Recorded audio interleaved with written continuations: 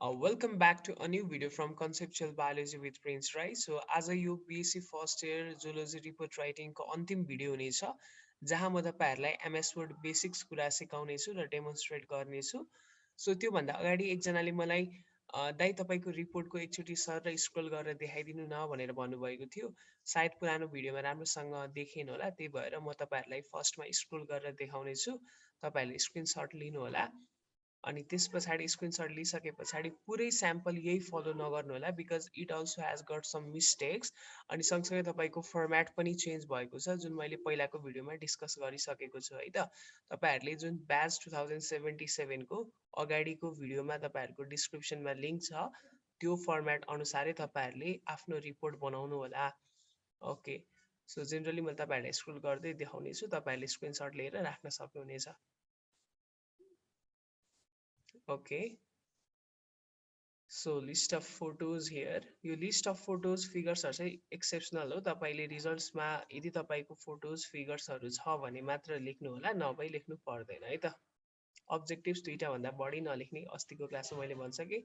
Map of Nepal पनि दिने र म्याप अफ नेपालमै तपाईँले गर्नुभएको ठाउँको मजासँग म्याग्निफाई पोर्सन देखाउने र यो रिजल्ट्समा यो पोइन्टहरू जुन बुलेटमा छ यो पोइन्ट्सहरू तपाईँको मेन्सन्ड हुनु पर्यो है त। ल ओके, सो यस्तै छ रिपोर्ट मैले फर्स्ट इयरमा बनाएको। I think you can take the screenshot. अनि त्यसपछि लास्टमा रिफरेन्सेस छ, यो त तपाईँको फरक हुने भइहाल्यो। र लास्टमा फोटो प्लेट, अस्तिको भिडियोमा मैले देखाउन बिर्सेछु, फोटो प्लेट तपाईँले हेर्न सक्नुहुन्छ है त। अनि त्यस पछाडि ओके लास्टको यो मैले भनेको थिएँ नि, यसलाई कफिलो कसलाई छुँदाखेरि यसको थुप निक्लिन्छ अथवा यसको फोम निक्लिन्छ, त्यही भएर यसलाई हामी फोम ग्रासहोपर पनि भन्छौँ। सो यो तरिकाले तपाईँले खोजेको स्पेसिसमा के पेक्युल्यारिटी छ त्यो पनि मेन्सन गर्न सक्नुहुन्छ। सो यो फर्मेटको अलिकति कुरा गर्दाखेरि च्याप्टरलाई चाहिँ हामीले फन्ट साइज 16 राख्छौँ अथवा नर्मल कुरालाई फ्रन्ट पेजलाई हामी फन्ट साइज 16 राख्छौँ। तर जुन तपाईँको इन्ट्रोडक्सन छ अथवा हेडिङ्सहरू छ, इन्ट्रोडक्सन, मेटेरियल्स एन्ड मेथड्स अनि रिजल्ट्स, कन्क्लुजन, यिनीहरूलाई चाहिँ हामी फन्ट साइज 14 राख्छौँ। र त्यस पछाडि इन्ट्रोडक्सन, मेटेरियल्स एन्ड मेथड्स भित्रको जति पनि कन्टेन्टहरू छ तिनीहरूलाई चाहिँ हामी 12 हेडिङमा राख्छौँ है। त्यही भएर हामीले अहिले एमएस वर्डमा गर्दाखेरि यो च्याप्टर अथवा फ्रन्ट पेजलाई चाहिँ हामी नर्मलमा राख्छौँ, इन्ट्रोडक्सनलाई हामी हेडिङ 1 मा राख्छौँ र त्योभन्दा तलको जतिसुकै कन्टेन्टहरू छ फन्ट साइज 12 मा हुने त्यसलाई हामी हेडिङ 2 भित्र राख्छौँ।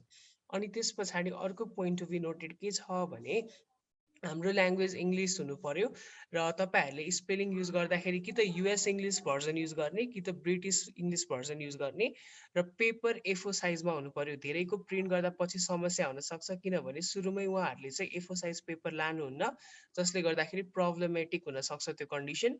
र मार्जिन सेट गर्दाखेरि टपमा 1 इन्च, राइटमा 1 इन्च, बटममा 1 इन्च र लेफ्टमा चाहिँ 1.25 इन्च। अलिकति लेफ्टमा बढी राखिन्छ किनभने लेफ्टमा बढी राख्नुको कारण पछि बाइन्डिङ गर्दाखेरि त्यो some sort of space cover हुन्छ बाइन्डिङ टेपले गर्दा, त्यही भएर त्यसलाई प्रिभेन्ट गर्न चाहिँ हामी लेफ्टमा 1.25 इन्च राख्छौँ र लाइनहरूको स्पेसिङमा चाहिँ हामीले 1.5 छोड्नु पर्ने हुन्छ।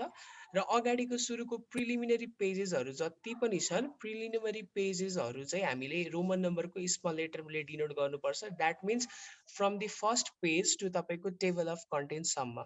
र त्यस पछाडि मेन टेक्स्ट जुन तपाईँको इन्ट्रोडक्सनदेखि सुरु हुन्छ त्यहाँ चाहिँ हामीले 1 2 3 4 युज गर्नुपर्ने हुन्छ।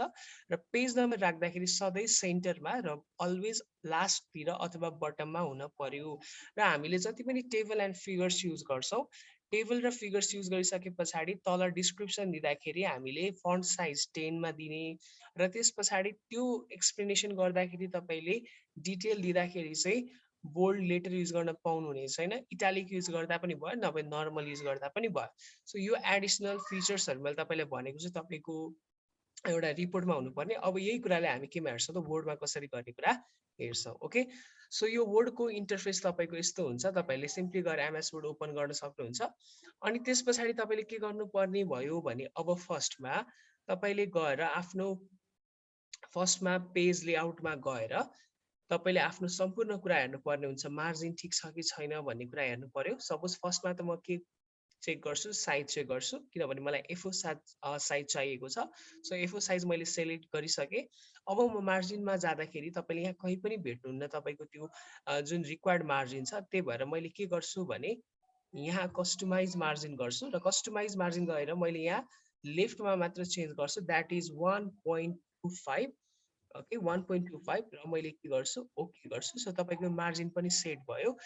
अब तपाईँले जुन फ्रन्ट पेज, ओके फ्रन्ट पेजमा तपाईँले सबै चाहिने भनेको नर्मल हो, र नर्मललाई मोडिफाई गर्नुहोस्। तपाईँले मोडिफाई गर्दाखेरि के गर्न सक्नुहुन्छ भने तपाईँलाई सेन्टर एलाइनमेन्ट चाहिएको छ, त्यही भएर मैले यसरी यहाँ सेन्टर अलाइनमेन्ट पनि राखिदिएँ। सो तपाईँहरूले यसरी यो गर्न सक्नुहुन्छ। ओके ल, यहाँ चाहिँ फर्स्टमा थाहा हुनु पऱ्यो तपाईँलाई टाइम्स न्यू रोमन र फन्ट साइज कति हुन्छ, 16 हुन्छ। सो ल यसरी राखौँ एकछिनको लागि। पछि तपाईँले त्यहीँबाट एलाइनमेन्ट चेन्ज पनि गर्न सक्नुहुन्छ, र यो चाहिँ केमा हुनु पऱ्यो, बोल्डमा हुनु पऱ्यो। अलिकति यसको स्पेसिङ मैले कम्प्रेस गरेँ। सो यो तरिकाले तपाईँले ओके गर्न सक्नुहुन्छ। सो यो तपाईँको के भयो त, नर्मलको लागि भयो, अथवा फ्रन्ट पेजको लागि सेटअप भयो। अब तपाईँले के गर्न सक्नुहुन्छ भने कन्ट्रोल र इन्टर थिचेर तपाईँले पेज ब्रेक गर्न सक्नुहुन्छ। यसरी तपाईँले 2-3टा पेज एड गर्न सक्नुहुन्छ तपाईँलाई चाहिने जति।